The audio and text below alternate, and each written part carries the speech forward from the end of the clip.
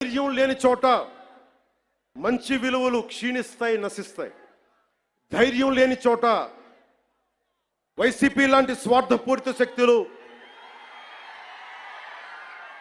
సనాతన ధర్మాన్ని మట్టిలో కనిపిస్తామని చెప్పే శక్తులు విజయ దుందుబిని మోగిస్తాయి.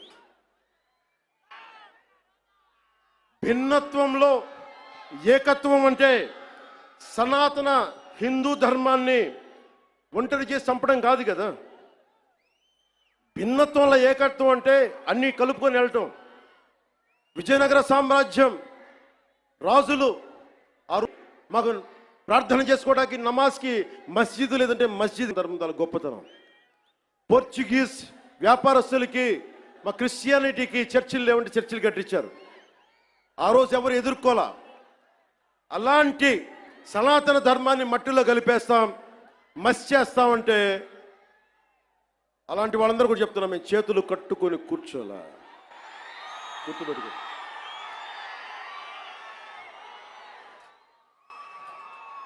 సనాతన ధర్మాన్ని ఎలా చంపేశారంటే, మనకి పిరికితనం ఎలా ఆవహించిందంటే, రాజ్యాంగం తొలి ప్రచురణలో అంబేద్కర్ గారు రథసారథిగా ఉండి నడిపించారు దాన్ని. శ్రీ రాజ్ గోపాల్చారి, పండిట్ జవహర్లాల్ నెహ్రూ, అల్లాడి కృష్ణస్వామి అయ్యర్, మొదటి దళిత మహిళా నాయకురాలు శ్రీమతి అమ్ము వేలాయుధన్, ఇలాంటి వాళ్ళు 300 పైచీలకు కూర్చొని అలాంటి రాజ్యాంగం తొలి ప్రచురణలో అందులో చిత్రపటాలు ఉంటాయి. ఋషులు యజ్ఞయాగాదులు చేసే చిత్రపటాలు, కృష్ణుడు అర్జునుడికి భగవద్గీత బోధించే సారం, బోధి వృక్షం కింద జ్ఞానం పొందిన బుద్ధుడు, మహావీరుడు, 24వ తీర్థంకర్ ఆయన ఫోటోగ్రాఫ్, ఆయన చిత్రపటాలు, నటరాజు, అశోక చక్రవర్తిని బౌద్ధాన్ని ముందుకు తీసుకెళ్తున్న చిత్రపటాలు, సిక్కులది, మొఘల్ చక్రవర్తులది, అక్బర్ది, శ్రీరాముడు లక్ష్మణుడు హనుమాన్ భుజం మీద ఎక్కించుకునే, బజరంగ బలి మీద భుజం ఎక్కించుకొసుకునే చిత్రపటాలు. ఇదంతా భిన్నత్వంలో ఏకత్వం చూపించడానికి చేసిన ప్రయత్నం. ఇప్పుడది లేదు.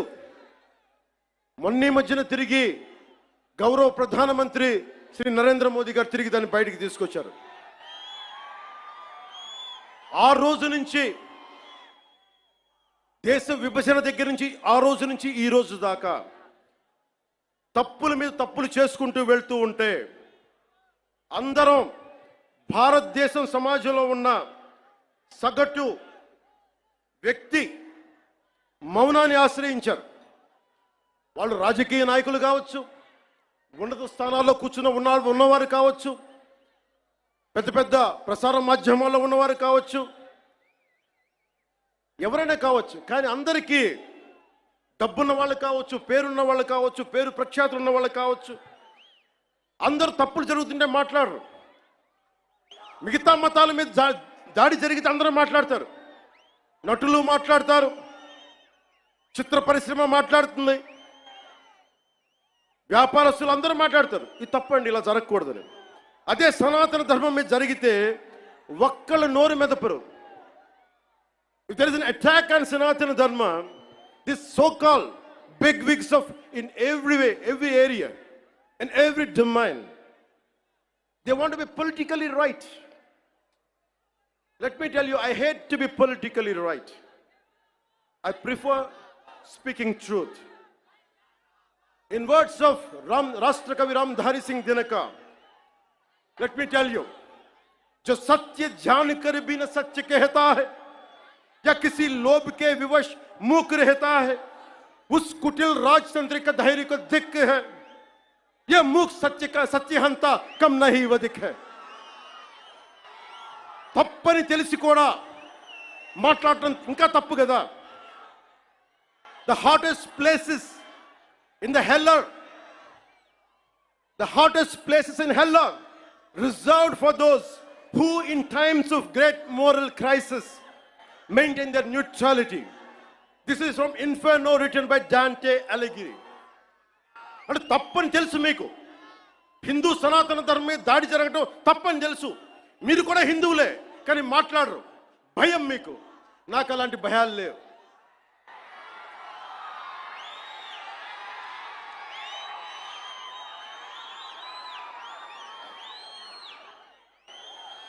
తప్పు జరుగుతుంటే ఎంతకాలం ఊరుకుంటాం?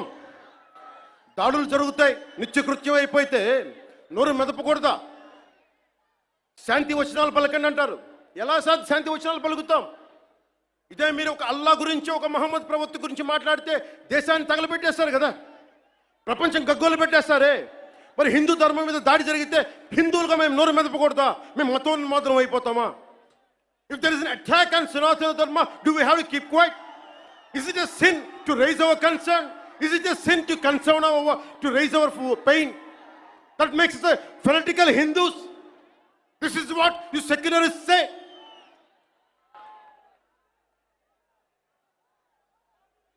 మీలాంటి వాళ్ళ కోసమే రామ్ధారి సింగ్ దినకర్ చెప్పింది, नेता निमग्न दिन रात शांति चिंतन में, कवि कलाकार ऊपर उड़ रहे हैं गगन में, एक नागरी हिंद में समझ नहीं पाती है, पौरुष की ज्वाला रोज बुझ जाती है. Sometimes we should communicate our pain. We should tell the group of pseudo secularists of this nation, no matter which nook and corner you are, let me tell you, I want to communicate my pain to you guys. Secularism is not one way, it is two way. Maryada ivvandi, maryada teesukondi.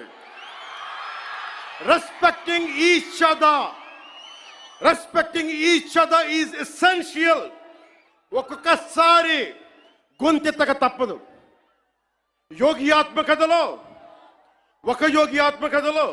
నేను 10th క్లాస్లో చదువుకున్నప్పుడు ఒక పాఠం చదువుకున్న, దాంట్లో ఒక page, ఒక గుడిలో చాలామంది భక్తులు వెళ్తూ ఉంటే ఒక యోగి వస్తాడు అక్కడికి.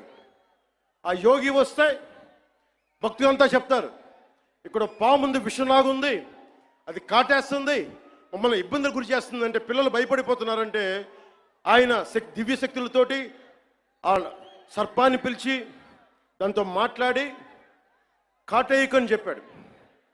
కొన్ని నెలల తర్వాత మళ్ళీ అదే దారిలో వెళ్తూ ఉంటే ఆయన వస్తే మళ్ళీ అదే నాగుపాము కనిపించింది.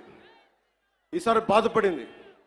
ఏంటి బాధపడుతున్నావంటే, అదంది, నువ్వు కాటేయద్దని చెప్పావు, నేను కాటేయకుండా మంచిగా ఉందామంటే ఈ సమాజం నన్ను చిన్న పిల్లోడితో సహా కొడతా ఉన్నారు నన్ను. అప్పుడు ఆ యోగి చెప్పింది ఏంటంటే, నేను కాటేయద్దని చెప్పాను కానీ బుస కొట్టమని చెప్పలేదు కదా. నేను దాడి చేయట్లా, మా ఆవేదనను వెళ్ళగక్కుతున్నాం, మా బాధని, మా ఇబ్బందిని చెప్తున్నాం. That's why I'm telling you, secularism to the highest, whoever is listening to it, let me tell you, secularism can never be one way. It has to be two way. Respect, take respect, give respect.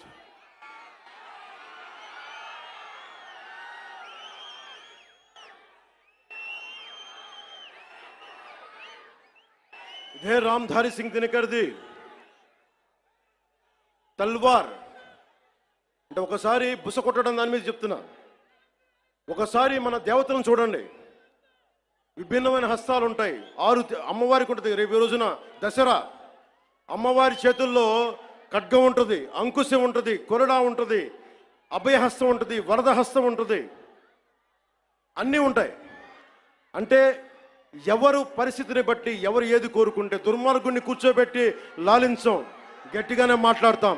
అహంకారంతో కొట్టుకున్నోడికి అంకుశం పెట్టి గుచ్చుతాం, మతవెక్కి కొట్టుకున్నోడిని కొరడాతో కొడతాం, పిచ్చులేసిపోయినోడికి మన కత్తికి పని చెప్తాం. ఇది మహిషాసుర మర్దని తాలూకు ఇది అర్థం. దీనినే రాష్ట్ర కవి, హిందీ రాష్ట్ర కవి రామ్ధారి సింగ్ దినకర్ చెప్పింది, तलवार पुण्य की सखी धर्म पालक है, लालच पर अंकुश कठिन लोभ सालक है, उसी छोड़ भीरू बन जहां धर्म सोता है, पातक प्रचंडात्म वही प्रकट होता है.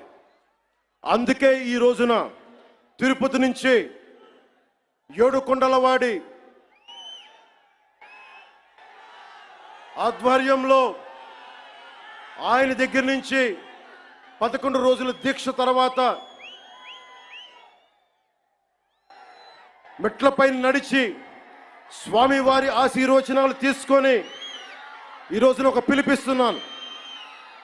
భారతదేశ సమాజం కశ్మీర్ నుంచి కన్యాకుమారి దాకా పార్టీలకు అతీతంగా, ప్రాంతాలకు అతీతంగా ఒకే గొంతై, ఒకే గళమై వినిపించాలి. Today I'm going to give a Varahi declaration. I'm giving a call to the nation.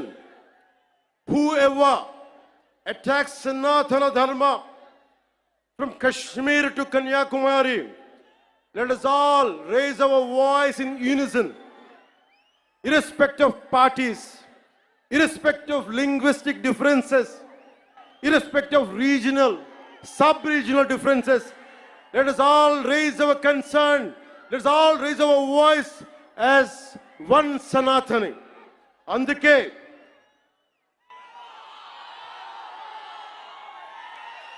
అందరి కోసం ఈ వారాహి డిక్లరేషన్ ప్రకటిస్తున్నాను.